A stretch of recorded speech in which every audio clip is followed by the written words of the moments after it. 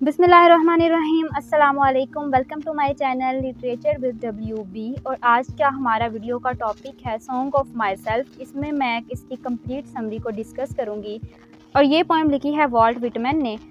اور والٹ وٹمن کی complete biography, اس کے رائٹنگ سٹائل اور اس کی تھیمز کو میں آلریڈی پچھلی ویڈیو میں ڈسکس کر چکی ہوں. اگر آپ نے وہ ویڈیو نہیں دیکھی تو لنک ڈسکرپشن میں ہے، آپ وہاں سے جا کے دیکھ سکتے ہیں. تو چلیے آج کی ویڈیو شروع کرتے ہیں.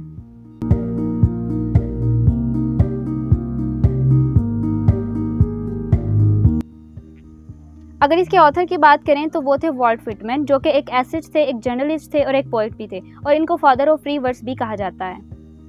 انٹروڈکشن کی بات کریں تو یہ پوئم پبلش ہوئی 1885 میں. ان کی ایک عظیم کلیکشن جو کہ بہت بڑی کلیکشن مانی جاتی ہے، لیوز آف دا گراس میں.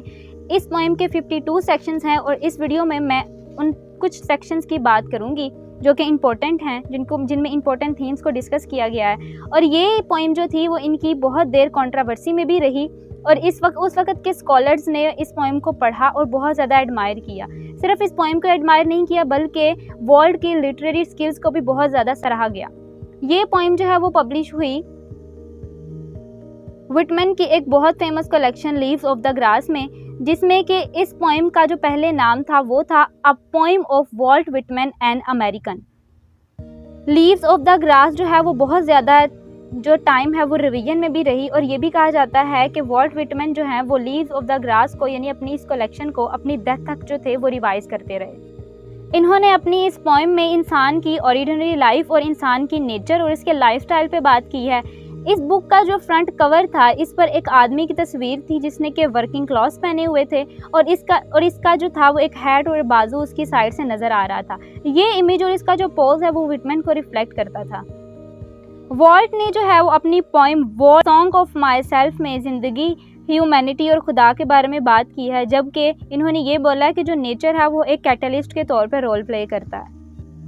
اس پوئم میں وٹمن نے خود کو بہت زیادہ نایاب دکھایا ہے. فرسٹ سیکشن کی اگر بات کریں تو والٹ نے خود کو اور ہر ایک افراد کو، یعنی کہ انڈیویجول کو ایک ایٹم کہا ہے، اور یہ کہتا ہے کہ ہر ایٹم جو ہے وہ یونیک ہے اور سب ایٹمز جو ہیں وہ مل کے ایک سوسائٹی بناتے ہیں.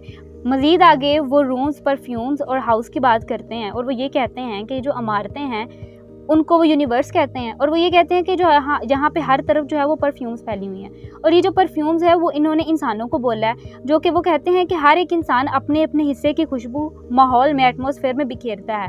اب اس کا یہ مطلب نہیں ہے کہ وہ پرفیومز کی جو ہے وہ خوشبو پھیلاتا رہتا ہے. اس کا مطلب یہ ہے کہ ہر انسان جو ہے وہ اپنے اپنے حصے کا کام اپنے اپنے ماحول میں کرتا ہے، اپنا اپنا حصہ ڈالتا ہے اپنے اپنے انوائرمنٹ میں. اس کا یہ مطلب ہے. اگر سیکشن 2 سے 5 میں بات کی جائے تو وہ جو ہے وہ ٹاکرز اور آسکرز کو کرٹیسائز کرتے ہیں، اور وہ یہ کہتے ہیں کہ وہ ایک دوسرے سے ماڈرن لائف اور اس کی سائنٹیفک ڈسکوریز کے بارے میں ڈسکس کر کے اپنا جو ایک پریشیس ٹائم ہے اس کو بہت زیادہ ویسٹ کرتے ہیں. وہ اپنے ریڈرز کو یہ بھی کہتے ہیں کہ وہ اپنی سول پر اور اپنی باڈی ریلیشن پر یقین رکھیں کہ جو تمہاری سول اور تمہاری باڈی ہے وہ بالکل پیور ہے، اور وہ تمہاری سول جو ہے وہ تمہیں خوشی دیتی ہے. اس کے نیکسٹ کچھ سیکشنز میں وہ لائف اور ڈیتھ کے بارے میں بات کرتے ہیں. اس میں یہ کہتے ہیں کہ ایک بچہ ہے جس نے کہ اپنی مٹھی میں جو ہے وہ گھاس پکڑی ہوئی ہے، اور وہ سوال کرتا ہے کہ یہ کیا ہے. پوئٹ اس گھاس کو خود سے ریفر کرتا ہے اور وہ کہتا ہے کہ یہ ری برتھ کی علامت ہے، یعنی کہ یہ جو گھاس ہے یہ بھی مٹی سے نکلی ہے اور اس نے بھی مٹی میں ہی جانا ہے. بالکل اسی طرح ہم لوگ بھی مٹی سے بنے ہیں اور ہم نے بھی اسی مٹی میں واپس چلے جانا ہے. چونکہ یہ ٹرانسینڈنٹلسٹ بھی تھے، انہوں نے اپنی اس پوئم میں یہ بھی بولا کہ جو گاڈ ہیں وہ سینٹر آف دا یونیورس ہیں. انہوں نے خود کو پوئٹ آف سول اور پوئٹ آف باڈی کہا، یعنی کہ وہ ہر ایک، ان کا یہ کہنا تھا کہ ہر ایک انڈیویجول کی آواز ہوں. وہ ہر ایک کامن مین کی پین اور اس کے جوائے کو فیل کرتے ہیں، اور وہ خود کو پوئٹ آف دا سول اس لیے کہتے ہیں. نیکسٹ میں جو ہے وہ خود کو ایک سی کے ساتھ ریفر کرتے ہیں، اور وہ یہ کہتے ہیں کہ پوئٹ کا بہت زیادہ جو ہے وہ گڈ اور بیڈ موڈز ہیں جو کہ نیچر سے بلونگ کرتے ہیں. اور وہ ساتھ میں یہ کہتے ہیں کہ I am integral with you, I to M of one phase and of all phases. Further وہ سیکشن 3 میں سائنس اور اس کی ڈسکوریز کو بہت زیادہ اپریشیٹ بھی کرتے ہیں، جو کہ ان کے ماڈرن پوئٹ ہونے کا ثبوت بھی ہے. انہوں نے کیمسٹ اور جیولوجسٹ کے بھی مینشن کیا، اور انہوں نے یہ بھی کہا کہ ان کے لیے ہر ایک پروفیشن جو ہے وہ بہت زیادہ جو رسپیکٹیبل ہے، ان کے لیے ہر انسان اور ان کا جو پروفیشن ہے وہ ان کی وہ رسپیکٹ کرتے ہیں. نیکسٹ سیکشن میں वॉल्ट जो हैं वो ह्यूमनिज्म के थीम पे बात करते हैं और वो खुद को कॉस्मोस का नाम देते हैं। कॉस्मोस जो है वो कहते हैं एंटायर यूनिवर्स को, यानी कि वो कहते हैं कि मैं एक एंटायर यूनिवर्स को मैंने खुद में कंज्यूम किया हुआ है। वो मर्द और औरत की आवाज़ हैं और उनका ये भी कहना था कि इस यूनिवर्स में अच्छाई और बुराई दोनों चीज़ें हैं जिन्होंने इस सोसाइटी को बैलेंस किया हुआ है। 26 सेक्शन में वो नेचर के साउंड पे फोकस करते हैं और वो उसे म्यूज़िक का नाम देते हैं। वो इसमें खुद के बारे में बात करते हैं, यानी कि सेल्फ के बारे में बात करते हैं, आई को मेंशन करते हैं। सेक्शन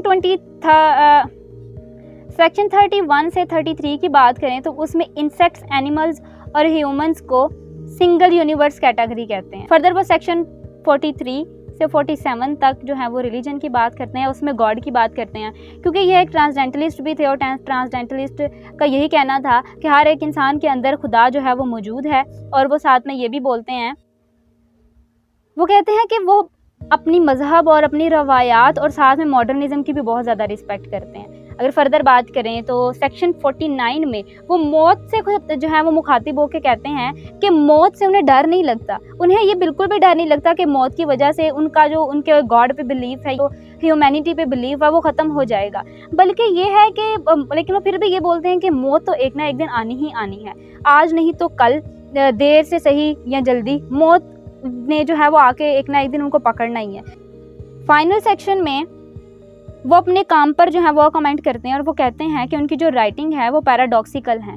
वो लोगों तक अपना मैसेज जो है वो एलुजन्स के ज़रिए जो है वो भेजते हैं, जो कि इन्होंने नेचर से ड्रॉ किया होता है। तो ये थी आज की वीडियो जिसमें कि मैंने सोल ऑफ माई सेल्फ की समरी को डिस्कस किया। वीडियो पसंद आई हो तो प्लीज़ वीडियो को लाइक कीजिए, चैनल पर नए हैं तो सब्सक्राइब कर दें, अपने फैमिली और फ्रेंड्स के साथ शेयर कर दें। तो मिलते हैं इंशाल्लाह नेक्स्ट वीडियो में। अल्लाह हाफ़िज़।